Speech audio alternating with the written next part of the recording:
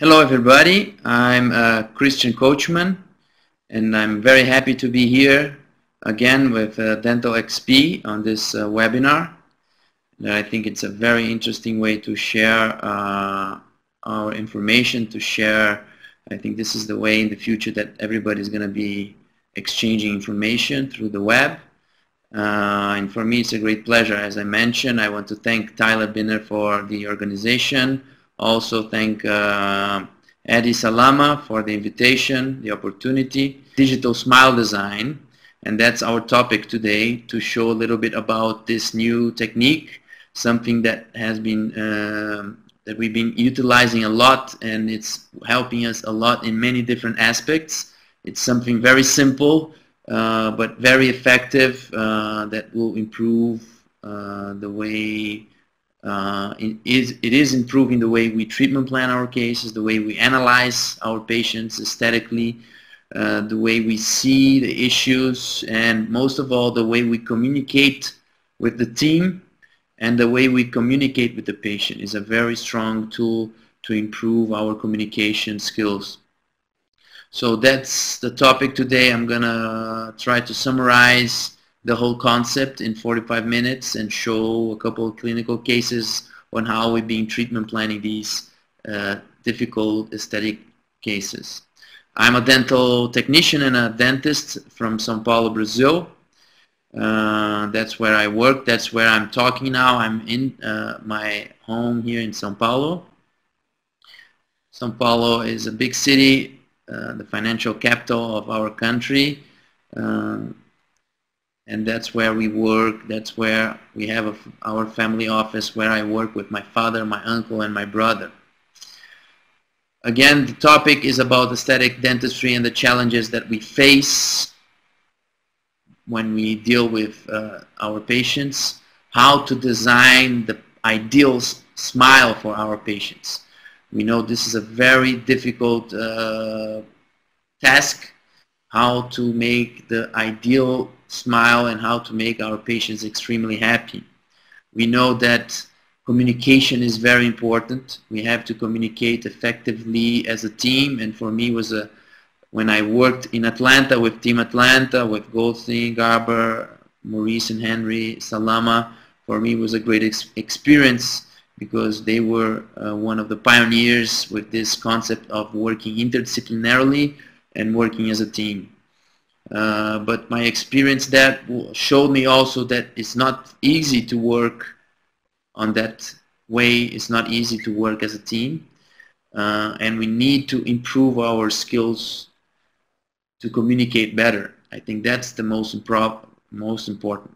It's not only about being good technically, but it's being good on communicating step by step, transferring the information from one step to the next step, communicating among the specialists, communicating with the technician, and also with the patient.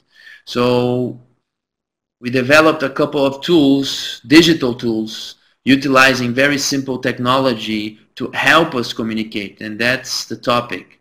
How can we utilize digital photography and the computer to help us to see better and to communicate better?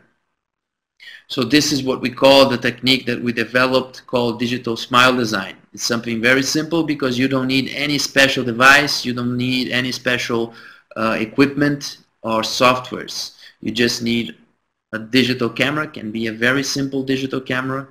You can even use your iPhone or your BlackBerry to do the photos that we need to proceed with this technique. And you need to know a little bit about a slide presentation software, a very simple software, either PowerPoint or Keynote. One of the two can do everything that I'm going to show you today.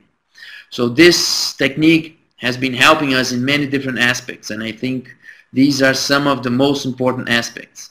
The aesthetic diagnosis. We improved the way we see the aesthetic issues. We can see better the problems by analyzing the photos on the computer and by drawing lines on top of the photos.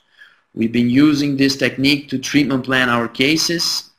We've been using this technique to motivate our patients, and that's one of the best features. We've been increasing the acceptance of our treatments by communicating visually with our patients, showing pictures, showing graphics, showing drawings, showing simple simulations, things that we can do very easily. We don't need anything special. We don't need anybody specially trained to perform this. We've improved the way we communicate as a team. So we've been utilizing this tool to communicate with the specialists that will treat the patient. We improved a lot the way we communicate with the lab, interacting with the lab, and re-evaluating our patients during the treatment or after the treatment to check what we did, to be critical about what we did. Also utilizing the digital smile design protocol to have a very good file of everything that was done on the patient for many reasons. This is something very interesting. And above all, utilizing these simple digital steps to market our work, and it became a very strong marketing tool for us with the patients. We know that nowadays to design a smile we have to go beyond the oral cavity, we have to go even beyond the smile. We have to design things that are integrated with the face. So facial analysis becomes something very important. Even though we are dentists, we have to start understanding about facial aesthetics. And we have to integrate all the specialties even beyond dentistry to be able to achieve a great result in many cases.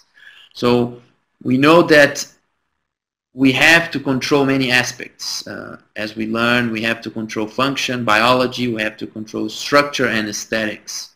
So taking in consideration or pretending that we have a case that is completely under control on the biological and functional aspects, let's focus on the aesthetics and see what are the main issues that we face aesthetically to design an ideal case. That doesn't mean that aesthetics is it's more important than function or biology.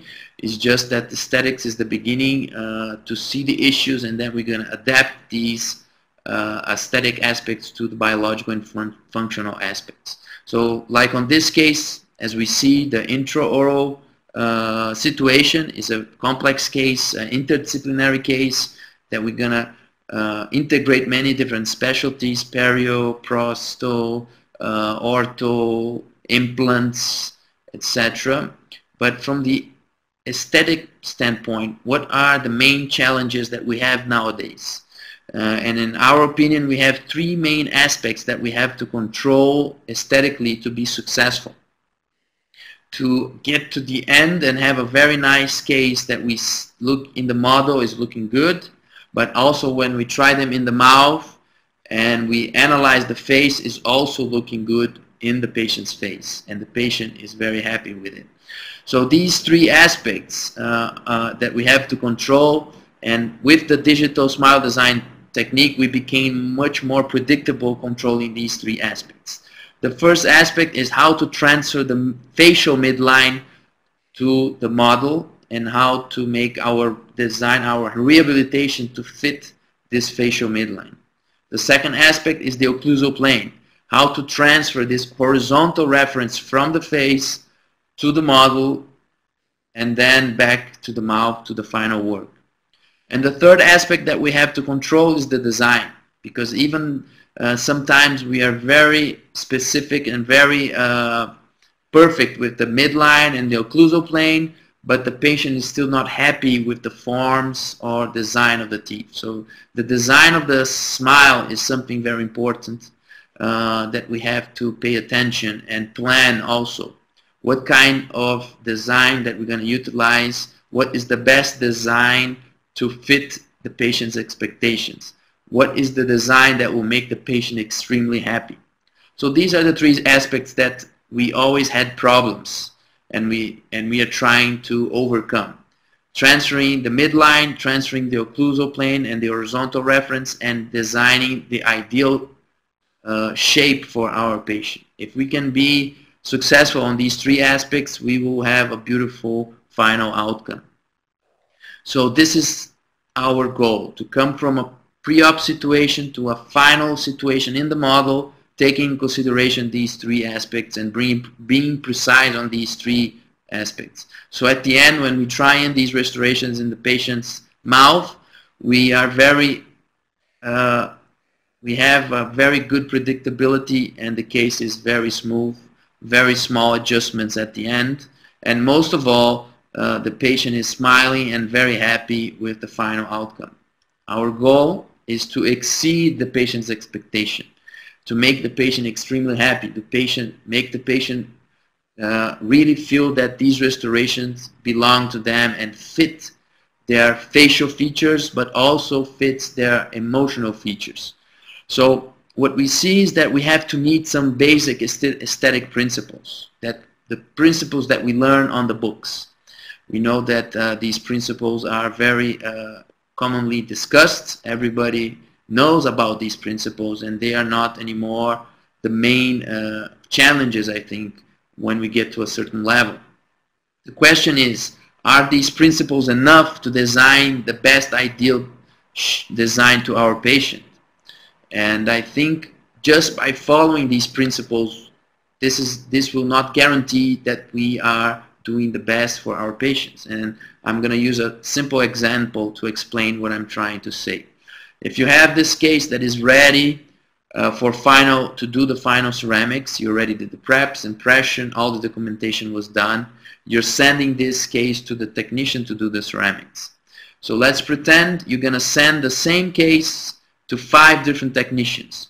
So you're going to duplicate all the information 5 times, and you're going to send the same exact information for 5 different technicians. And let's say you're going to pick the 5 top best technicians in the world, or in US.